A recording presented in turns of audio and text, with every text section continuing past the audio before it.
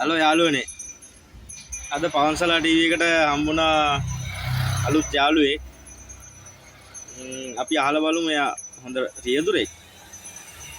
එයාගෙන් අහලා බලමු අපි ජීවිත කතාව, වාහනයක් එලවපු විදිය, එලවන්න ඕනි විදිය, ඩ්‍රයිවර් කෙනෙක්ට කියන්න ඕනි දෙයක් තියෙනවා. අපි එයාගෙන් අහලා බලමුකෝ. මාමගේ නම කමල් ශ්‍රී ජයවර්ධන. මම ඉන්නේ සොයිසපුර මොරටුවේ. මම උපන්නේ පානදුරේ. කසාද බෙදලා හිටින්නේ මම.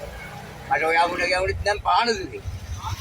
මම හිතනවා මේ ඇඩේට හරියටම සිද්ධ පුද්ගලයා හම්බුණා කියලා.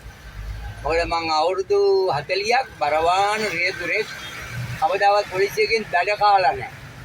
බැනුම් අහලා නැහැ. දඩ කාලා නැහැ, බැනුම් අහලා නැහැ. ඇක්සිඩන්ට් වෙලා නැහැ. නවත්තලා තියෙද්දි හප්පන්ගේ උන්ටත් මම සමාව දීලා තිනවා මෝටර් බයික් කාරෙන්. ඇයි?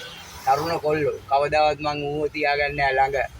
මම කෙලින්ම යවනවා පුතා යන්න යන ගමන මම මේකෙන් සොරතුරු කරගන්නම් කියලා. එහෙම කරන තරමට හිත මගේ හොඳ උනේ මම සිංහල බුද්ධ ආගමේ කොල්ලෙක් නිසා. එදා ඉඳලා දහම් පාසල් ගිය කොල්ලෙක්. දැන් මගේ කතාව පටන් ගන්න යන්නේ වාහනේ මොනවා වුණත් සෙල්ල පුස්සයිකලයක් බැලන්ස් එකට බැදලා නැත්තම් වාහන වලට නගින්න එපා. පුස්සයිකලේ බැලන්ස් එක තියෙනවා නම් හරි පහසුයි ඩ්‍රයිවිං කරන්න. මොකද ඩ්‍රයිවිං කරන්න තියෙන්නේ බැලන්ස් වෙච්ච වාහනයක්. හිත බැලන්ස් නෑ අපේ. හිත බැලන්ස් නම් වාහනේ බැලන්ස්. ඕනෑම වේගකින් එලවන්න පුළුවන් පාළු පාරක යාට ට්‍රැෆික් එක ASCII 30ට 40ට ගියාම ඇති. අනිවාර්යෙන් 30ට 40ට යනවා නම් අනතුරු අඩුයි. පළවෙනි වරද තමයි අපේ අයිතියා බලන් ඉන්නවා මම පැය ගණන් ඩ්‍රයිවර්ලා කරන වැරදි. පළවෙනි වරද. පැති කණ්ණාඩි තියෙන්නේ මොකටද? මගේ ප්‍රශ්නේ. පැති කණ්ණාඩි තියෙන්නේ පිටිපස්සෙන් එන වාහන බලන්නයි. පිටිපස්සෙන් එන වාහන 100ක් ගත්තොත් 90ක් බලන්නේ නැහැ පුතා. අර මීයා එන වේගය දන්නේ නැහැ. මේ වම් පැත්තෙන් ඕල්ටේක් කරන එක දකින්නේ. හැබුණාට පස්සේ තමයි අම්මා මතක් කරගෙන මෙතන රණ්ඩු වෙන්නේ. එහෙම එන්න ඕනේ නැහැ. පැති කණ්ණාඩි දෙක හැමතිස්සෙම අපිට chance එකක් දෙනවා. මේ වම් පැත්තෙන් එක්කෙනෙක් එනවා, දකුණු පැත්තෙන් එක්කෙනෙක් එනවා, ඕල්ටේක් කරන්න ඉස්සෙල්ලා ඉවසපන් කියලා. අපිට අනතුරු අඟවනවා. අපි ඉවසන්නේ කොහොමද? ඔතන තමයි දැන් තියෙන ඩ්‍රයිවර්ලාට ප්‍රශ්නේ. බීමත් කම නැත්තම් හොඳ රියදුරේ. හරක්මස් උරුමස් වගේ ජරාමස් කන්න නැත්තම් එයා හොඳ රියදුරේ. ඒක නිසා මන් දෙන අවවාදේ මම නොකන මම අද වෙනකන් කිසිම අනතුරක් නැතුව වාහනේ ලවන්නේ කොහොමද? Tamande සුදුසු වේගය තෝරගන්න. ස්පීඩ් එකේ අත් දෙකම තියන් යන්න try කරන්න. අත් දෙකම තියන් යන්න ඉස්සර එක්සැමිනර්ලා උගන්වනවා. ඔරලෝසු කටුවේ වම් පැත්තේ තියෙන 9 ඉලක්කමයි දකුණු පැත්තේ තියෙන 3 ඉලක්කමයි මතක තියාගන්න. 9යි කාලට ඔරලෝසුවේ තියෙනා වගේ අත් දෙක තියෙනවා නම් කොළඹින් පටන් අර යාපනයට යනකම් මාන්සි නැතුව එලවන්න පුළුවන්. මං එලවලා තියෙනවා. මහා රෑ එලවලා තියෙනවා. ඉදිමරන්න බැරි අය රෑට එලවන්න එපා.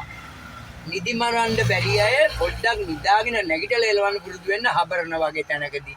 ඔය කොහේ හරි හෝටලයක් ගාවදී නවත්තන්න. අනතුරු වෙන හැටි මේ. පැති කණ්ණාඩි නොබැලීම, නිදිමත සහ ටිකක් මේ ෂොට් එකක් දාගන්න අය ඒ ෂොට් එක නිසා ඇක්සිඩන්ට් වෙනවා. මේ කරුණ වලට අමතර බුදුන් සිහි කරලා ස්ත්‍රියන් එකට වැඳලා යන අය අනතුරු අඩුයි. ස්ත්‍රියන් එකට වැඳලා යනවා, ජේසුස් වහන්සේව මතක් කරලා යනවා. මුස්ලිම් අය අල්ලා දෙවියව මතක් කරලා යනවා. හින්දු අය ඕම් නමක් ශිවාය කියලා යනවා.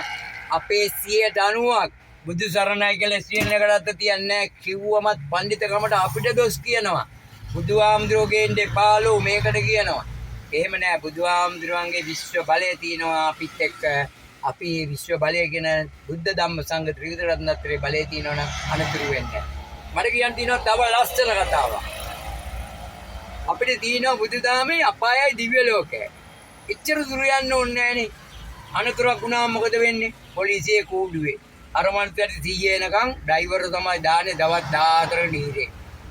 කවදාවත් ඉරේ කියලා තිකරේ ක්‍රියදුරෙක් දවස් 14 ඩීරේ ගියාම මේ මිනිහට ඇති වෙනවා හිතට කම්පනයක්. කවුරු නිසාද? තමන් නිසාමයි. එහෙනම් මොකද කරන්න ඕනේ? පළමුවෙන් හිතන්න අනුන් ගැන. පාර පනින අය, පුස්සයිකලේ යන අය ආරක්ෂා කරන්න. පුස්සයිකලේ පාර දානවා බ්‍රේක් ගහන්න. ඒ අරෙන්න හැම තිස්සෙම ඉවසන්න. ඉවසීම නැමැති බ්‍රේක් එක පාවිච්චි කරන්න. බ්‍රේක් එක ගහන මිනිහා ඉස්සර යන මිනිහා ගැන කල්පනාවෙන් යන්නේ.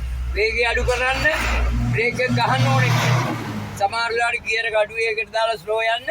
අර මනුස්සයා කරන දෙයක් පාරා කරලා ඉවරනම තමන්ගේ පාඩුවේ තමන් යන්නේ. දෙක ඉස්සරහා කරන්න ඕනෙක් කෙනාට ඉඩ නොදී යන්න එපා. ඉස්සරහ යන මිනිහට හෝන් එක ගාලා වද දෙන්න එපා. හෝන් එක ගැහුවොත් අනිවාර්යෙන්ම අපායගත වෙනවා. බ්‍රේක් ගැහුවොත් එයා දිව්‍ය සැප විඳිනවා.